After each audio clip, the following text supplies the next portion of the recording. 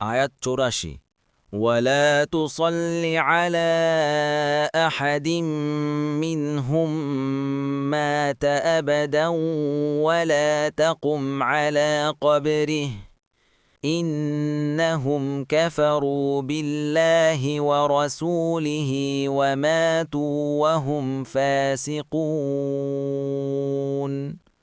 অনুবাদ আর তাদের মধ্যে কারো মৃত্যু হলে আপনি কখনো তার জন্য জানাজার সালাত পড়বেন না এবং তার কবরের পাশে দাঁড়াবেন না।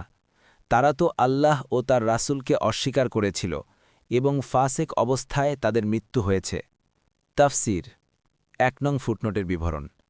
এই আয়াত দ্বারা একথা প্রমাণিত হয় যে কোনো কাফেরের প্রতি সম্মান প্রদর্শনের উদ্দেশ্যে তার সমাধিতে দাঁড়ানো কিংবা তা জিয়ারাত করতে যাওয়া জায়েজ নয়। এই আয়াত নাজিল হওয়ার পরে রাসূলুল্লাহ সাল্লাল্লাহু আলাইহি ওয়াসাল্লাম আর কোনো মুনাফিকের জানাজায় হাজির হতেন না এবং তাদের কবরের পাশেও দাঁড়াতেন না। ইবনে কাসির আবু কাতাদা বলেন, রাসূলুল্লাহ সাল্লাল্লাহু আলাইহি ওয়াসাল্লামের কাছে যখন কোনো জানাজা হাজির হতো তখন তিনি তার সম্পর্কে লোকদের জিজ্ঞাসা করতেন। তারা যদি ভালো বলে সত্যায়ন করত তখন তিনি তার উপর সালাত আদায় করতেন। পক্ষান্তরে যদি তারা তার সম্পর্কে অন্য কিছু বলত তখন তিনি বলতেন, তোমরা এটাকে নিয়ে কি করতে চাও করো। তিনি নিজে সালাত আদায় করতেন না। মুসনাদে আহমদ ৫৯৯।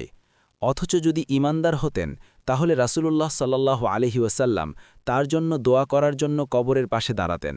হাদিসে এসেছে রাসূলুল্লাহ সাল্লাল্লাহু আলাইহি ওয়াসাল্লাম বলেছেন, যে কেউ জানাজার সালাত শেষ হওয়া পর্যন্ত থাকবে তার জন্য ১ কিরাত, আর যে কেউ সালাত শেষ হওয়ার পর দাফন পর্যন্ত থাকবে তার জন্য ২ কিরাত।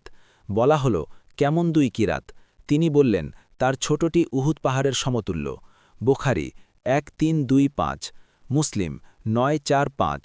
অন্য হাদিসে এসেছে রাসূলুল্লাহ সাল্লাল্লাহু আলাইহি ওয়াসাল্লাম যখন দাফন শেষ করতেন তখন তার কবরের পাশে দাঁড়াতেন এবং বলতেন, তোমরা তোমাদের ভাইয়ের জন্য ক্ষমা চাও আর তার জন্য স্থিতি বা দৃঢ়তার জন্য দোয়া করো, কেননা তাকে এখন প্রশ্ন করা হচ্ছে।